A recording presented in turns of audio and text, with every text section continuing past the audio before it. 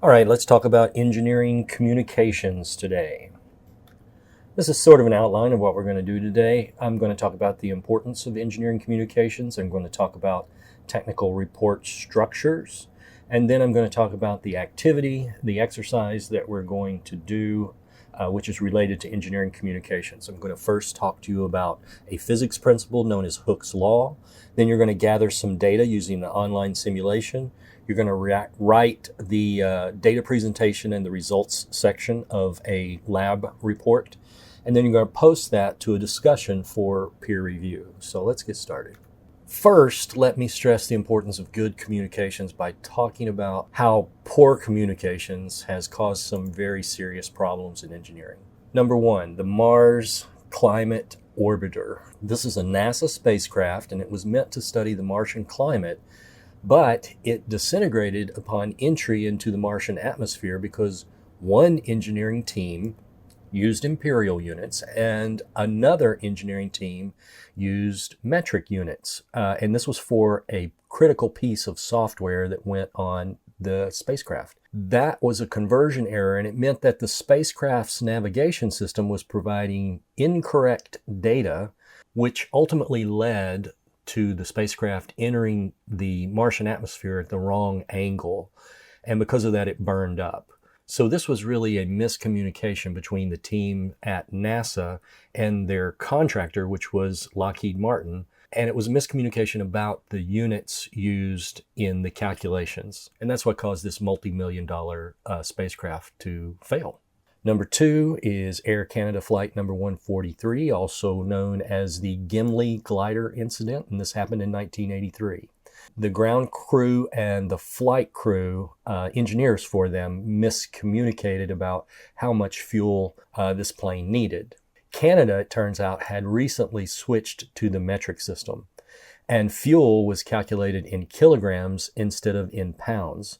And that resulted in only about half the fuel that was required being loaded onto this aircraft. And of course, the plane ran out of fuel at about 41,000 feet altitude, but it managed to glide down safely, so this didn't have an unhappy ending. But again, this was a technical miscommunication during the conversion of fuel units that led to a critical fuel shortage for the aircraft. Number three, the Hubble Space Telescope mirror.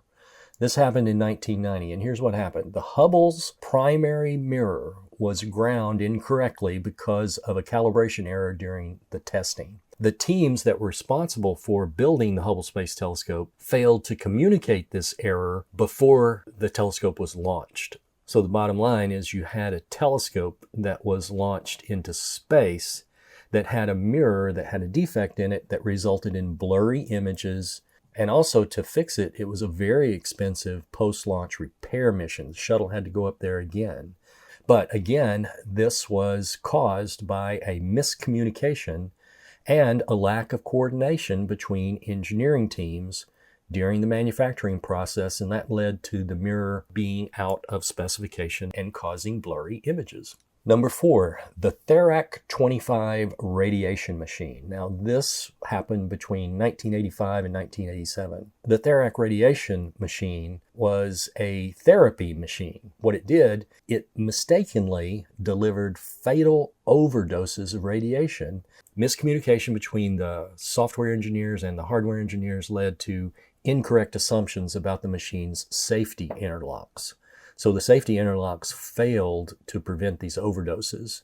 The errors were not properly documented or communicated between the teams, and that led to several patients dying as a result of this. Again, this was a miscommunication and poor coordination between the software developers and the hardware engineers regarding the safety features of this device, and that's what caused these fatal errors. Number five, the Challenger space shuttle disaster. This was in 1986. The Challenger disaster was caused in part by miscommunication and ignored warnings about the dangers of launching in cold weather. Here's what happened. The engineers at the contractor, Morton Thiokol, warned NASA about potential O-ring failures in the solid rocket boosters due to cold weather on the day of the launch. But those concerns were not really effectively communicated to the people that make the decisions. So NASA officials decided to proceed with the launch despite these warnings, and that led to the space shuttle exploding soon after takeoff. So again, a critical communication breakdown here between engineers and NASA leadership, and that ultimately led to a huge disaster for the space program. All right, so the key takeaways of all of these is that technical communications is important. Hopefully you know that. Unit conversion miscommunications led to NASA Mars Climate Orbiter and the Air Canada disasters, both of those. Engineering design and manufacturing team miscommunications led to the Hubble Space Telescope disaster. And then critical safety communication failures led to the Therac 25 and the Challenger disasters. So this week, you are going to be given the opportunity to practice your technical communication skills. When we talk about effective technical communication, there are several key principles that we need to focus on. First of all, the goal is to make your writing or presentation easy to understand. Okay, that's hopefully you understand that. You want to eliminate any confusion. You want to use straightforward, simple language, simple as possible anyway. You want to avoid unnecessary jargon unless you specifically explain what the jargon is and there's no way around it. You need to make sure the key points are easy to understand. So let's break this down. Clear, we just talked about that. Concise, this is all about getting to the point. Engineers need to communicate ideas quickly and effectively without a lot of fluff, without a lot of extra words. So your audience should get the information they need without extra words or details. It's all about saying more with less. All right, accurate, what does that mean? This hopefully goes without saying. Again, your calculations, your descriptions, your results, they all need to be correct. This means checking and rechecking your data, making sure every value, every unit, the method you describe, whatever it is 100% right. Inaccuracies can lead to huge errors, and we just talked about several of those. So when those errors occur, the engineering that's involved can be very costly, even dangerous. All right, organized. Everything needs to be presented in a logical order. Information should flow in a way that's easy to follow. You need to use headings in your writing. You need to use bullet points in your presentation. You need to use visuals that are going to help guide your reader or your listener or whoever through your presentation, through your work. So whenever you're writing a report, giving a presentation, or even communicating with your team members through an email, you always keep these principles in mind: clear, concise, accurate, and organized. Now, the last two things on the list here are mainly for written engineering communication, which make it important for the assignment that we're going to talk about a little later on today. They are written in an active voice. Effective technical communication is written in an active voice and written in an objective tone. We'll talk more about each one of these two things here in just a minute. But if you do these bottom two things, most of the remaining things in the list are going to take care of themselves. So let's spend some time on the use of the active voice and maintaining an objective tone. All right, let's talk about active voice. Now, the opposite of active voice is a passive voice. So we're talking about writing here. So is the writing active, written in an active voice, or is it written in a passive voice? Those two things are opposite of each other here. And back in the day when I was first learning about this, I was learning how to write better, I kept hearing people say, you need to use a more active voice. Don't write in a passive voice. And honestly, I had no clue what that meant. But hey, I thought, I'm a scientist engineer. I can figure out this stuff. If I can do physics, then surely I can write a sentence better. So I'm about to give you one or two or three maybe of the most helpful lessons that I ever learned to help my writing, okay? First of all, To improve your technical writing, cut down on using verbs of the form to be. Now, what does that mean? Verbs of the form to be, what are they? Well, it means these specific words right here. Am, is, are, was, were, be, being, been. If you are using any of these to be verbs, you're writing in a passive voice, which can make your writing sound, it sounds vague, it's very wordy, and it's less direct. So seriously, to avoid using a passive voice and to write in an active voice, do a search through your document and see if these words pop up. If these words are in there, you are using a passive voice. Rewrite the thing to get rid of those words there, and those words are verbs of the form to be. And it will change your passive voice into an active voice. In technical communication, you want to use active voice whenever possible because it makes sentences clearer and it makes them less wordy. It makes them more concise. Let's take an example of passive versus active voice here. This is a sentence written in passive voice. The experiment was conducted by the students. Okay, that's passive. What we want to do is we want to turn it into something that's active. So here's one way that it can be rewritten. The students conducted the experiment. Notice what happened. I left out the was. The was is the indicator that this sentence, this first sentence, is in a passive voice. So by rewriting it so the was goes away, I have converted it into an active sentence. So notice how the active sentence immediately tells us who's doing the action, and it cuts out unnecessary words. That's what I mean by, if you follow the last two things on that previous slide there, if you write in an active voice and you avoid personal pronouns, well, then the other things take care of themselves, the things like being clear and concise.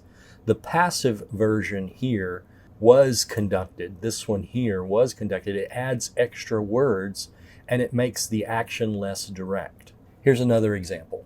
The data were analyzed by the team. Well, first of all, you need to understand data is a plural term. In the sciences, data is a plural term. And by the way, in the sciences, this is pronounced data. It is not data. Data is the term that computer people use for that. But the word data is been around for ages and ages, and it is a plural term. The singular of data is datum, D-A-T-U-M, and it has a long A, datum, just like the word data has a long A.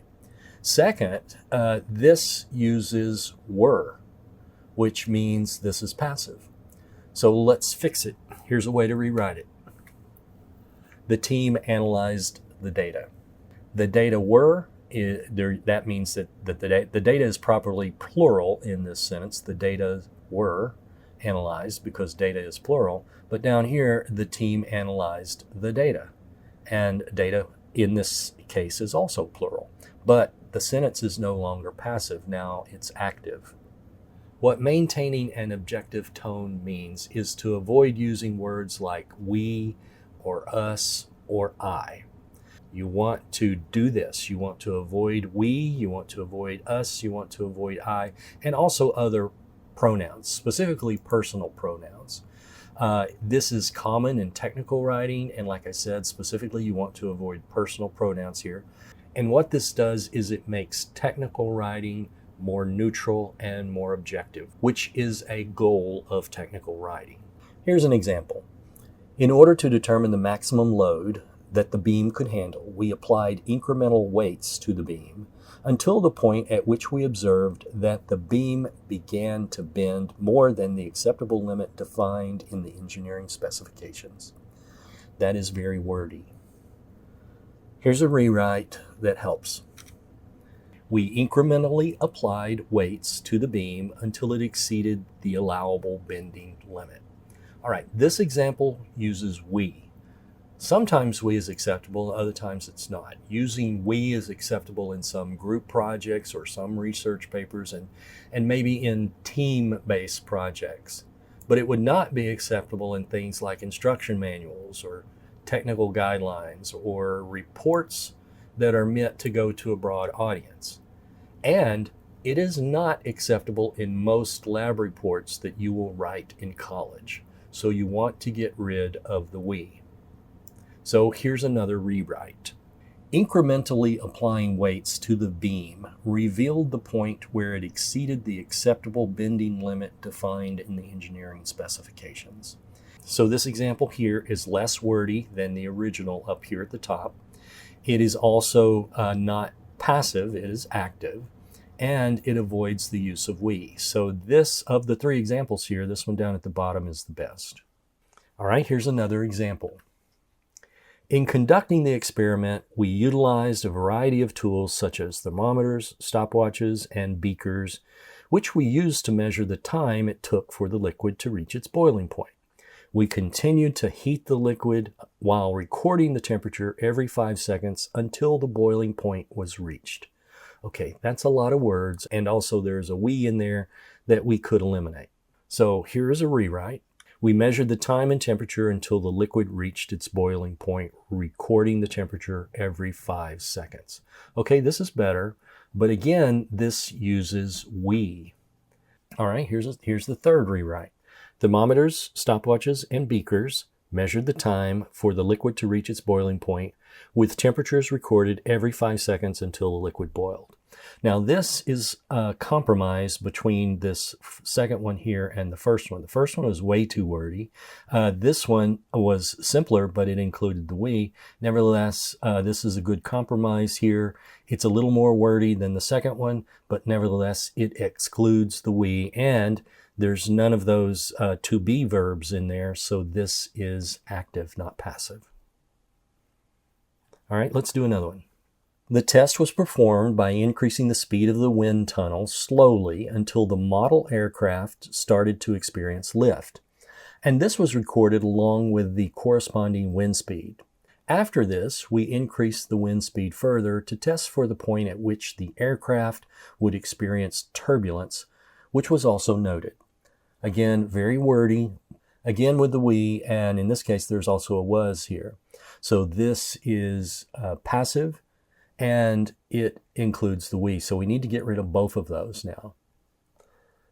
Let's try a rewrite. We increased the wind tunnel speed until the model aircraft experienced lift, recording the corresponding wind speed. We then continued increasing the speed until turbulence occurred, noting that wind speed as well. Okay, this one got rid of the passive nature of it, but it's still got a couple we's left in here, and we need to get rid of those. So how about this version? Gradually increasing the wind tunnel speed caused the model aircraft to achieve lift. Increasing the speed further revealed the point of turbulence. Recorded speeds appear in data table 1 below. That's a much better rewrite, and I think that's a better version, and also refers to the data tables where the speeds are literally recorded. And in the data table, you can even have a note to the side that says, this is where vertical lift occurred, this is where turbulence occurred. All right, here's another example. The purpose of the calibration process is to ensure that the equipment used for the experiment is operating within the specified tolerance levels as defined in the procedural documentation, so that the data collected is both accurate and reliable. Okay, what's wrong with that one? Okay, I see an is here, so this is passive. Let's see if we can fix it with one rewrite here. Calibration ensures the equipment operates within specified tolerances for accurate and reliable data. One sentence replaced all those words up there. Now that top one is one sentence as well, but there's a lot more words to that top one. So we reduced it down from 1, 2, 3, 4, 5 lines to just 2 lines. That's what happens with effective engineering communications.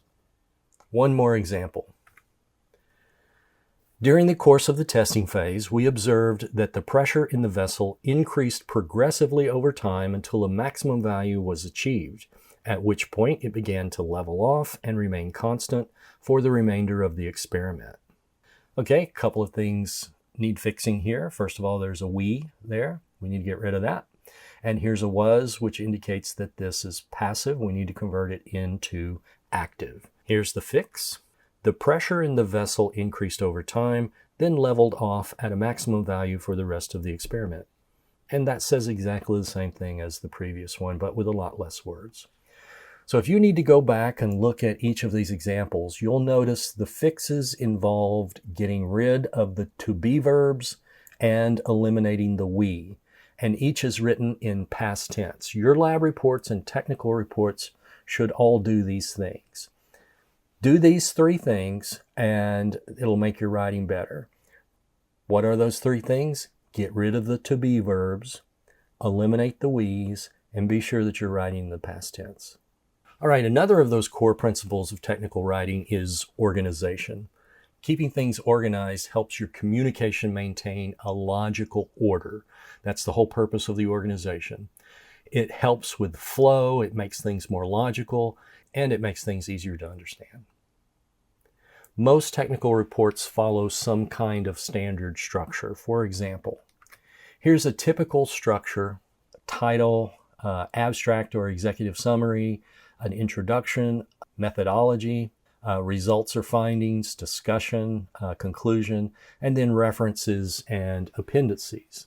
Now, this structure can change. In fact, sometimes the organizational structure is defined for you. For example, when I wrote my dissertation and my master's thesis, it had to follow a certain format requirement for organization. When I write scientific papers for a specific scientific journal, they require a specific organizational format. And then a different journal will require a slightly different organizational format. So the type of organization depends upon what you're writing for. Here, for example, is the structure of an IEEE article. Here's the title, abstract, keywords, introduction, methodology, results, discussion, conclusion, acknowledgments, and references. Now, this is different, but it's also the same. First of all, you see title goes with title. Abstract goes with abstract. You could combine the keywords here at the end of the abstract. The introduction goes with the introduction. The methodology goes with that methodology. The results go with that results. Discussion goes with that discussion. Conclusion goes with that. Acknowledgments and references, you could combine those together and put them under this section right here. So you can see the structural organization is a little bit different, but it's also the same because the core here is exactly the same. All right, here's another one. This is a typical lab report, how a typical lab report is organized here in your University Physics 2 or your circuits class. And let's read it. First of all, there's the title and the author, purpose, background information, procedure, data presentation, data analysis, conclusion, and references. Now you may say this one looks a lot different, but no, it's really not. Title and author goes with that. Okay, title for each one of these. Purpose is different a little bit. Purpose may be part of the introduction. The thing that's different about a lab report is there's no abstract. So you have abstract here and abstract here, but the abstract is missing from over here. Okay, but the purpose and the background information, that's all introduction material. So introduction stuff that goes here and here. Number 2 and 3 over here are introduction. And then procedure, well, the procedure is really the methodology. It's the steps that you have to go through to get your data. And then data presentation, data analysis. Well, data presentation is probably results. And data analysis, well, that's discussion. So the data analysis is where you're discussing the data. And then conclusion and references here. Okay, so each of these three that you see here, these organizational structures, are different, but they are really the same as well. At their core, they are the same. So this is the organization structure for a lab report again. The assignment that I'm going to give you this week involves the use of Hooke's law. Now, I'll explain more later about this, but Hooke's law is a fundamental principle in physics that describes the relationship between force that's applied to a spring or any elastic material, and the resulting displacement, which is x here. But you should recognize this as being a linear equation. And like I said, we'll talk more about it here in a minute. But right now, let's talk about each part of this lab report organization, because this is the one that I want you to use. First of all, the title and author. Now this includes the name of the experiment, the name of the student who performed the experiment, along with other things like the date, the instructor, your lab section, things like that. For example, a good title for this exercise might be Determining the Spring Constant Using Hooke's Law. That would be a good title. Okay, then the purpose, that's usually just one or two sentences that focuses on the research question, like something like, the purpose of this lab is to determine the unknown spring constant using Hooke's laws and PhET simulations. See, something like that would be a good purpose. The background information, now this is the theoretical background. This is the theoretical understanding. This is the physics that's required to complete the experiment. For example, for Hooke's law, this section would explain the physics behind what is Hooke's law. It would talk about the mathematical relationship that you see over there on the right-hand side between the force and the displacement. And this section will also cite a lot of references and include a brief literature review. The goal is to provide enough information for the reader to understand the scientific principles behind this experiment. So this section could potentially be several pages of text with lots of references. The procedure, that's number 4 down here, describes the step-by-step process that's followed to conduct the experiment. Now, it should be fairly detailed. It should be detailed enough so that someone else could come along and they can duplicate this experiment. I always tell my students, make it simple enough so that an 8th grader could come along and they could reproduce this experiment. So the procedure could be 10 steps, or it could be 100 steps or 1,000 steps. It just depends upon the experiment. But each step is numbered. This is literally a numbered step by step. Step 1, do this. Step 2, do this. Step 3, do this, and so forth. Now, for the assignment that you're about to get, you don't have to worry about any of these parts up here. So none of this 1, 2, 3, or 4. But you should be interested in these next 2 parts here, the data presentation and the data analysis. Data presentation is where you present the raw data that's collected during the experiment. Now this section could include tables or graphs or charts to display the measurements in some kind of clear way. Everything should be labeled. All the graphs should have everything labeled, and maybe even some captions included with the graphs. But this is the data presentation section, number 5, data presentation section. And all this section should include is a presentation of the data. There should not be any further analysis of the data. There should not be anything other than the presentation of the data in this section. The data should be presented without interpretation, because that's what goes into the next section. Number 6, data analysis, the data analysis section. This section is where you interpret and analyze the data that's presented in the data presentation section. Okay, so this might include things like averages, or doing statistical analysis, or pointing out trends in the data, or computing percent errors, things like that, where you take the data from the data presentation section and you perform an analysis of the data. Are there discrepancies in the data? You may want to explain possible sources of error in the data. And if there are graphs in this section, which almost always there is, then this section is where you talk about the relationships in the data and you reference the graphs. You analyze the data, but you don't draw any conclusions from the data. Not yet anyway. You draw conclusions in the conclusion section. This is where you provide a summary of the experiment and all the findings. You answer the question of whether the experiment was successful or not.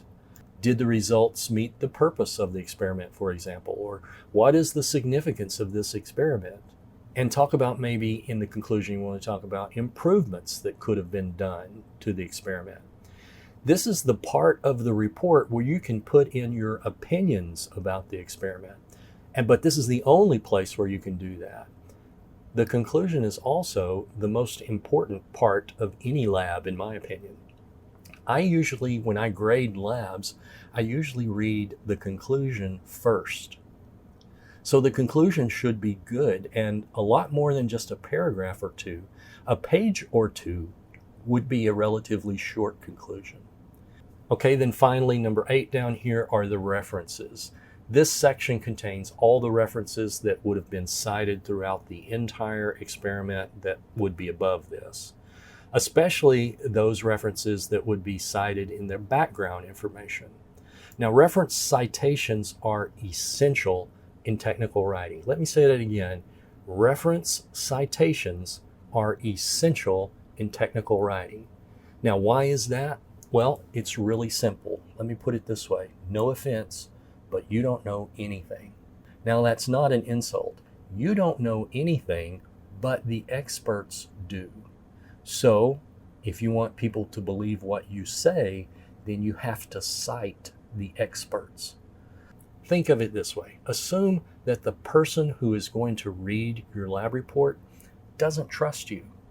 So if you say anything that isn't simple common knowledge, then you better cite a reference for it from an expert. If you don't cite references, then you run the risk of being guilty of plagiarism, which means that you're taking someone else's work and you're putting it into the lab report as if it were your own work, which is academic dishonesty. And academic dishonesty is very, very serious when you're in college. Depending upon how serious it is, it can cause you to fail an assignment, fail a class, or even get expelled from the college. It's that serious. All right, now for the assignment this week, like I said, you will create the data presentation and the data analysis sections. So these 2 sections alone, that's all you need to do. Keep in mind, I'm not asking you to write a whole lab report, only the data presentation and analysis sections. After you finish data presentation and data analysis sections, you're then going to take those, put them into a document, and you're going to post that to a discussion. Yes, for everyone else to see. So this is technical writing, so make sure that you use the core principles that we talked about. Then next week, we're all going to read each other's and we're all going to score them. Okay, so let me get started explaining the assignment now. All right, so for this assignment, you're going to gather some data. We're going to use a simulation. I'll show you in a little while. We're going to gather some data. Then you're going to put that together into a data presentation section and an analysis section. Now, I'll describe for you here in a minute what is Hooke's Law. We'll talk a little bit more about that. And then we're going to use an online PhET simulation. The link to the simulation is in this week's assignment message. So be sure you get the link from the right place inside the assignment message. Here's something I want you to do right now. Stop what you're doing and write down a 3-digit number between 111 and 599. I want you to stop what you're doing right now and write down any number. It doesn't matter what the number is, 111 to 599, something in that range. Write it down, 3 digits, do it. I'll tell you what it is for later on, but write it down right now. All right, so here's the assignment. You're going to go to the link in the assignment message, and then you're going to go to a PhET simulation, P-H-E-T, that's PhET. So follow that link, and then follow the instructions that I'm about to give you as to what to do when you get to that link. After you get everything set up, you're going to gather your data. It shouldn't take very long, honestly. And then you're going to present that gathered data in the form of at least one Excel table. So while you're gathering the data in the experiment using the simulation, you can keep open an Excel spreadsheet and write down your data points in the Excel spreadsheet as you go, and then you can format it later. You're going to include at least one Excel graph in your analysis. Now you can do more if you think you need it, but at least one.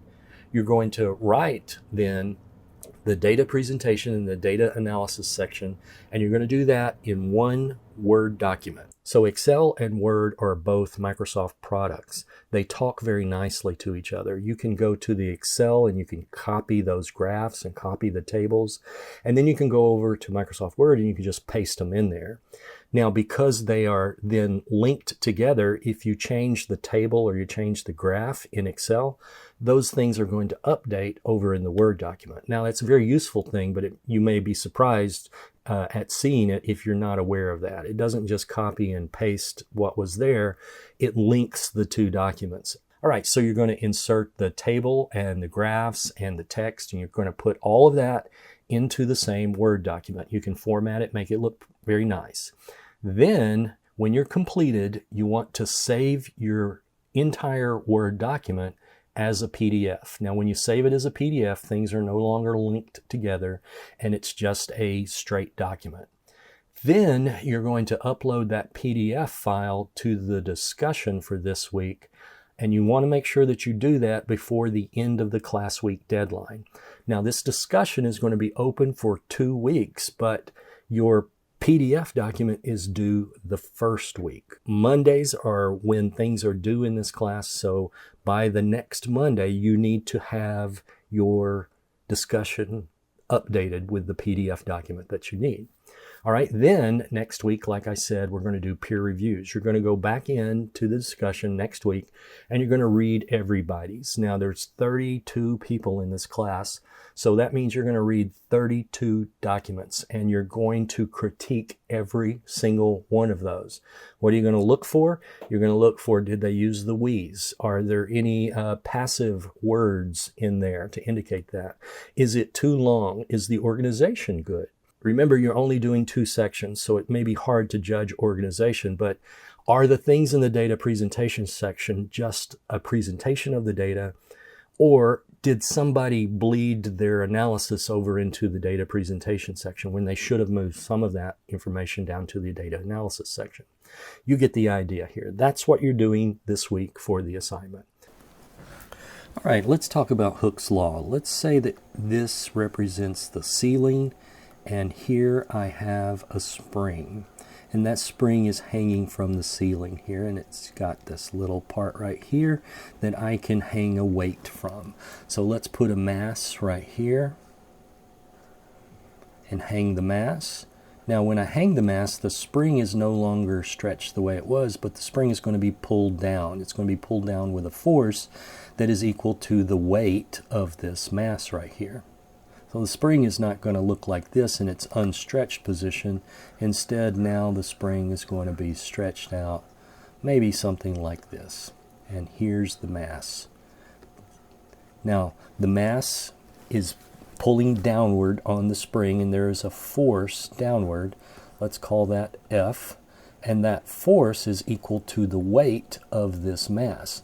Now, the weight is the force, and that weight is m times g. G is the acceleration due to gravity, and on the Earth, g is 9.8 meters per second squared. That's called the acceleration due to gravity, and the acceleration due to gravity, when I multiply that times mass, that gives me a force. The units here are newtons for the force, the mass is units of kilograms, and G, you can see the units for that up here, is going to be meters per second squared. So a kilogram meter per second squared is the same as a newton. Now I'm not going to put an equal sign there because these are just the units here. The equation that you need to use to convert between the mass and the force is this one up here. So take the mass, multiply by the force, and that's it. Now, This only applies if we're in Earth's gravity, close to the surface of the Earth. We get farther from the surface of the Earth, this no longer works. It seriously really only applies near the surface of the Earth. And if you went to the moon, there would be a different acceleration due to gravity. So in this experiment, you'll notice this is real close to 10. I think what I'm going to do is just have you round it to 10, and then you can very easily calculate the force just by multiplying by 10. All right, but here's the point. This mass right here creates a force downward. The spring, however, is stretched, so the spring is pulling backwards in that direction at the same time. Now, if you were to take this mass and say pull it down here and then let go of it, well, what's it going to do? It's going to go up here, past this point, which we would call the equilibrium point. This is where the mass would be if it were, not bouncing up and down. So I pull it down here, I let go of it, and it bounces up past the equilibrium point and goes maybe all the way up here, and then starts falling again. So it's going to oscillate back and forth and back and forth and back and forth between the equilibrium point here. Okay, now if I were to change the mass, let's say I go over here, and now I put another mass here. Let's make it an even bigger mass. Well, now the spring is going to be stretched even farther. Let's call this big M. It's a different mass than that one, but the spring is going to be stretched even farther, and it's going to have a new equilibrium position. Let's call it that point right there. Okay, well, that mass is also going to have a force that it exerts on the spring, and that mass, this force is going to be big M times G. That's the weight of that mass. Okay, but at the same time, the spring is pulling back upwards like that. It's exerting a force on the mass. At the same time, the mass is exerting a force downward. That's called Newton's third law. Those forces are equal in magnitude and opposite in direction. So those are the equal and opposite forces of Newton's third law. Okay, well, why are we doing this? Well, let me explain. The force that's pulling back up here, we could call that the force of the spring. We could call this one the force of the weight. So let's say that's F sub W, and we'll call this one F sub S. Those two forces are equal in magnitude and opposite in direction. However, the force the spring is exerting upwards is related to how far it is stretched. So right here, when there's no stretch, there's no force. But when there is some stretch here, then at that point, the force of the spring upwards is related to how far it was stretched. And since it's stretched farther here, there's going to be more force upwards. So we would express the force this way. The force is equal to a constant times x, where x is how far it is stretched. So we could say this represents x equals 0. This is another x, which we could call x1, and this is another x, which we would call x2 over here. So what is x1? Well, x1 is the distance between here and this equilibrium point. So that distance right there is x1. Whereas if the equilibrium position were over here, then this distance from there to there, well, that's x2, that distance there. So how far the spring has been stretched is related to how much that force it is applying to oppose the downward force is. Now, those two forces have to be equal to each other. So the force, the mass times the acceleration, that's what this F here is equal to K times X. K, the K value here is called the spring constant. Now, the spring constant is related to what the spring is made out of. It's also related to, how thick the wire is that the spring is made out of. It's also related to how many coils per inch are in the spring. The spring constant is constant unless you do something like you stretch this spring way out so that it overcomes its ability to recover from the stretch, and then you've broken the spring. So and at that point the spring constant no longer applies. You've broken the spring, so the spring constant K is no longer a reality anymore. But as long as you don't stretch it too far, then the spring constant is related to the spring, and it never changes for any specific spring. The goal of this experiment is for you to figure out what the spring constant is for a spring in a simulation. Now you're going to set the spring constant. I'll show you how to do that in a little while. You're going to set the spring constant, but once you set it, just leave it. You don't know what the numeric value is for the spring constant, though. And that's the point of the experiment, is to determine what the numeric value of the spring constant is. Now, if you create a graph, let's say you create a graph, maybe you take a bunch of these different masses. So you got a mass 1, a mass 2, and maybe you do another mass 3 and a mass 4. Maybe you do 10 or 15 or 20 masses. And you figure out how much stretch occurs for each of those masses. So for every x, you have an f, and for every f, you have an x. And then if you create a graph of the force versus x, you may have, okay, there's one data point there, there's another data point there, there's another data point there, there's another data point there. And then you'll be able to draw a best fit line through these. And look at this. This is a linear relationship. Well, that's what this equation here is. This is a linear equation.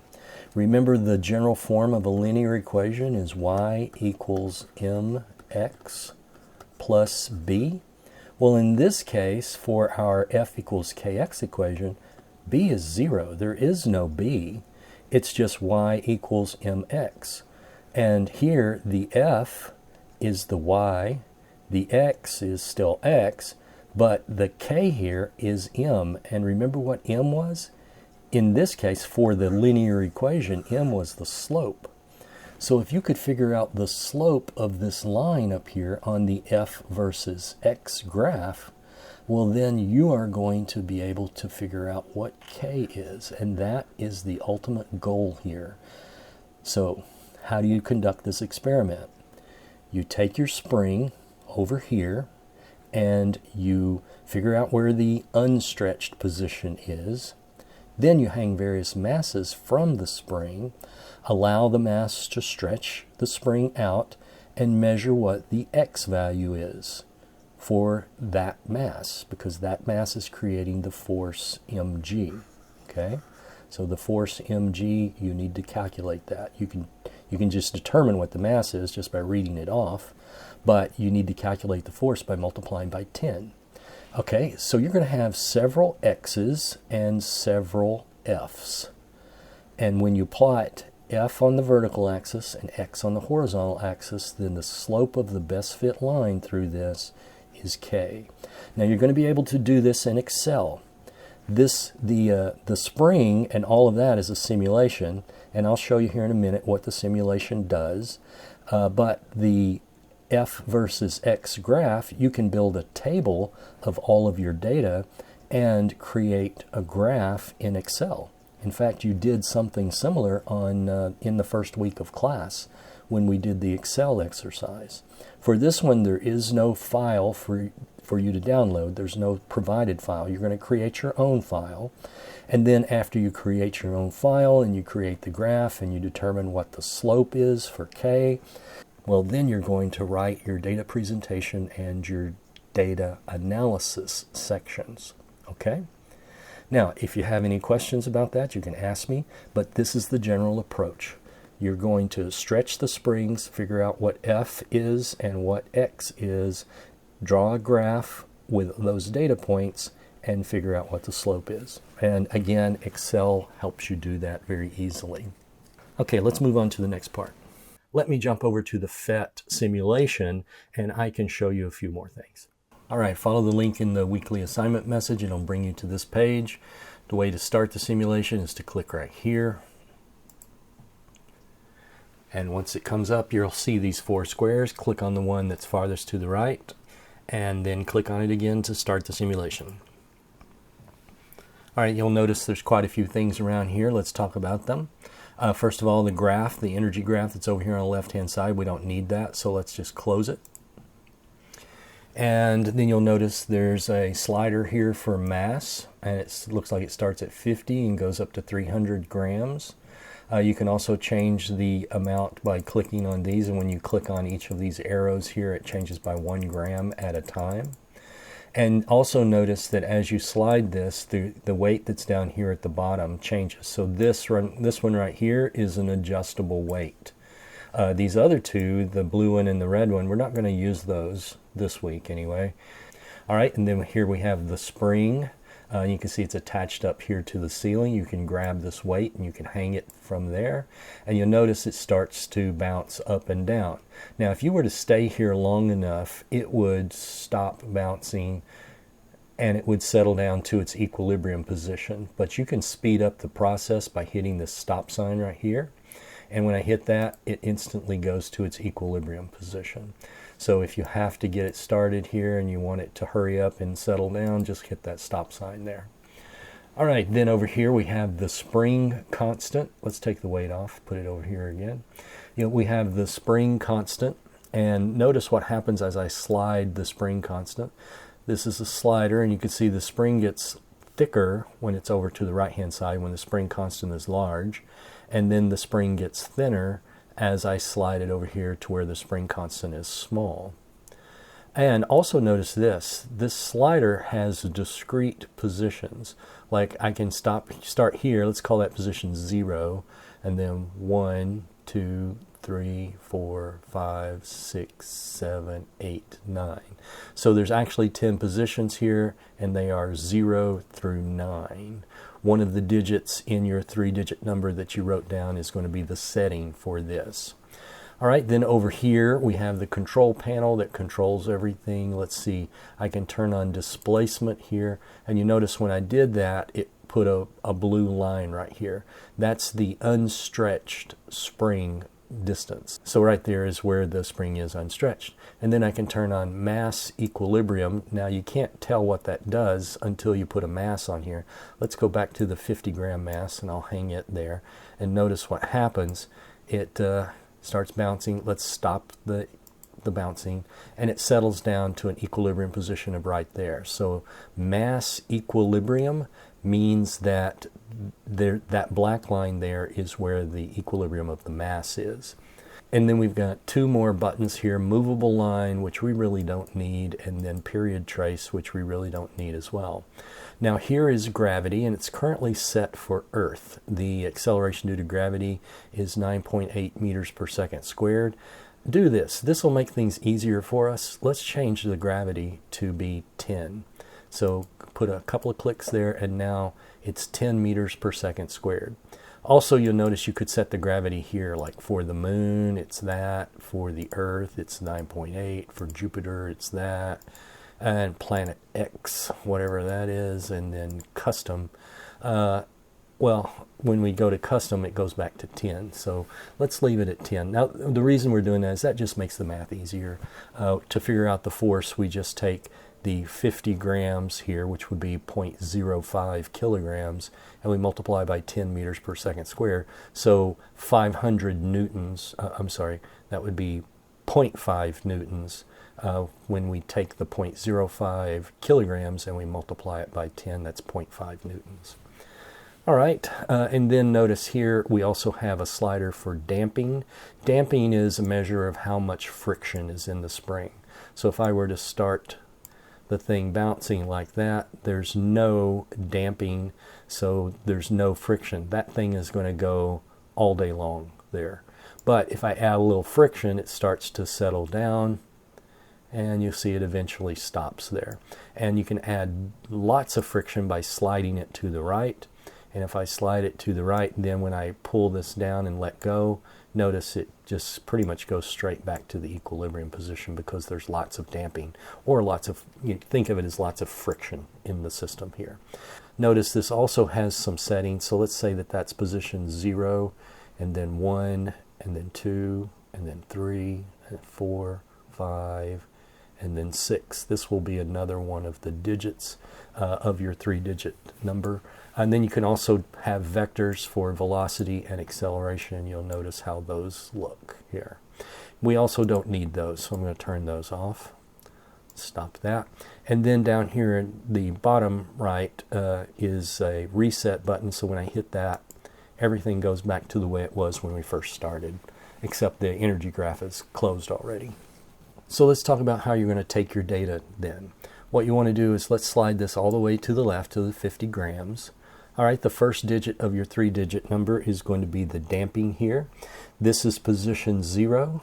That's 1, 2, 3, 4, 5, 6. So the first digit of your 3-digit number is going to set the damping. So if my number was 314, 3 is the first digit, so this would be position 1, 2, 3. So right there in the middle is position 3. Now, no one should have as their first digit a 0 or a 6. So all of the values should be between 1 and 5, inclusive here. So if you've got 450, then 4 would be your first digit, and you would go right there. So set this according to the digit that you have chosen when I asked you to write down the digits. All right, then you want to set this to 10, so let's bump it up to 10 right there. Let's use these first two things here. The spring constant you need to set to the second digit of your 3-digit number that you wrote down. Now those numbers should be somewhere between 0 and 9. So let's say over here where it's small, that's 0, and then 1, 2, 3, 4, 5, 6, 7, 8, 9. So set this to be the second digit of your 3-digit number. So if it's you wrote down 450, then this would be 5. If you wrote down 400 or 300, then this would be 0 right there. Okay, so set it to whatever that is and leave it that way. You will not change the damping, you will not change the spring constant, and you will not change the gravity at any point during this whole experiment. What you will change over here is the mass. And you're going to change the mass according to your third digit. Now the third digit of the number you wrote down can be any number between 0 and 9. So what I want you to do is I want you to take that digit and add 10 to it. So if the third digit of your number is 0, then when you add 10, it's 10. Okay? If the third digit it was a 9, then when you add 10 to it, it becomes 19. So that number, whatever it is, the third digit plus 10, that's how many increments you're going to give to the mass each time. So if you've got 0 as your digit, that means you're going to end up gathering 25 data points. If you've got, say, 9 as your digit, then you're going to end up with 13 data points. All right, now that hopefully will make sense when we get started here. So let's take our mass and hang it from there. Now we need a way to measure how much the spring was stretched just by adding that mass. So over here we have a ruler. Now the ruler is in centimeters, so we need to set the ruler so that the 0 is right here at the unstretched point. Now let me move the mass back so we can see that. You see that little piece right there? That's where we need to measure from. So if I move this over here to right there, and I make sure that it's positioned so that 0 is right at that point right there, now I can make all of my measurements relative to that position right there. So let's hang the mass there again.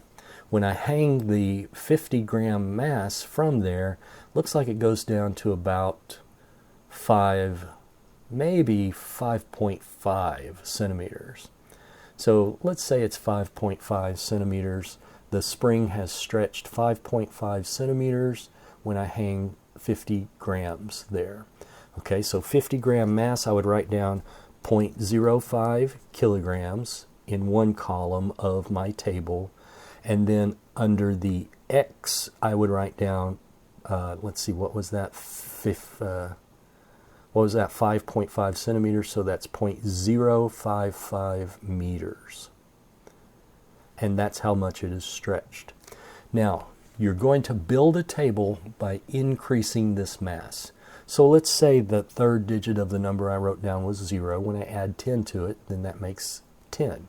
So I'm going to increase this mass 10 grams. So I can use the arrows to get it just right. So the next 10 after 50 is 60. All right, well, when I change this mass here, it went to 60. Let's stop it from oscillating. And now this looks like it went to, oh, that's close to 7 centimeters. Okay, so next thing I write down, this says that 60 grams is the mass, so that's 0.06 kilograms. I would write 0.06 kilograms, and then I would write down 7 centimeters, or 0.07 meters. Okay, that would be the next entry. Then I'm going to bump it up another 10, so from 60 to 70. And when I get to 70, well, how much did it change that time? Well, let's see. Well, it didn't change much at all. Looks like it went to 0.75. All right, I'll write that down. And then bump it up another 10. And now we're at 80. Okay, well, where did that go? Well, it is increasing, but it's increasing slowly, and that's because I have a large spring constant and a lot of damping here. All right, but it did stretch down some, and there I write down that. Now, once I have gathered all of my data here, I've got multiple masses and I've got multiple distances that the spring has stretched. I'm going to put that into my Excel spreadsheet, and from that I'm going to build a graph. And from the graph I'm going to create a trend line. And the trend line is going to be able to tell me what my spring constant is. So if recognize the linear equation F equals minus kx, or F equals kx, then find out what k is, because you are giving data points for the force. Now remember, you have to multiply the mass in kilograms by the gravity constant of 10.0 meters per second squared, and that will give you the force. But once you've got the force calculated, then you can create a graph. All right, so here I am in Excel. Write down my column headings. This one's going to be mass. Let's write down this one as force, and this one as x, displacement. Now I need some units here. So I'm going to have mass in units of kilograms. Let's put that in parentheses, kg. The force is going to be in units of newtons. So I'm going to take my mass that's in kilograms, multiply it by 10, and that's going to be what the force is. And then this is going to be in units of meters, because I'm going to convert from centimeters into meters. Okay, now the first entry here was 0.05 kilograms. Okay, so what force would that be? Well, this is going to be equal to this cell times the acceleration due to gravity, which is 10. So it's going to be 0.5. Now, what was the stretch? Do you remember what that was? That was approximately 0.05 meters. All right, there we've got it. That's our first data point. Now you would fill in all of these until you reach the end, and your last measurement, no matter what your increment is for the masses, no matter how many you bump up your mass along the way, be sure that you start with 50 grams and end with the maximum, which is 300 grams. Okay, now after you have filled in this whole table here for all of your data points, what you want to do is you want to create a chart. So here's what you need to do. You need to select the force, and you need to select the distance. And only select the data. Do not select the headings up here. And then do this. Insert chart scatter plot, like that. Now you'll notice something here. What it did is it created on the vertical axis here, it created that X. And then over here on the horizontal axis, this is calibrated in such a way that this is actually the force. What we want to do is we want to reverse these two axes. Now there's probably a way to do this in Excel, but let me show you the easiest thing to do. Let's select the entire force column, and I'm going to hit Control X. I have just cut that out, and I'm going to insert it over here. I first select that column. Now I right click, and I'm going to choose Paste right there. So I just pasted that in. Now I have a blank column over here. I can come over here and select the column, right click again, and hit Delete. So this time when I have just my data selected, it's going to put force on the vertical axis, and it's going to put the X on the horizontal axis. So when I come over here to do Insert, Scatter Plot, you can see now this is scaled so that this is the X and this is the force. Now you need to make sure this graph is pretty.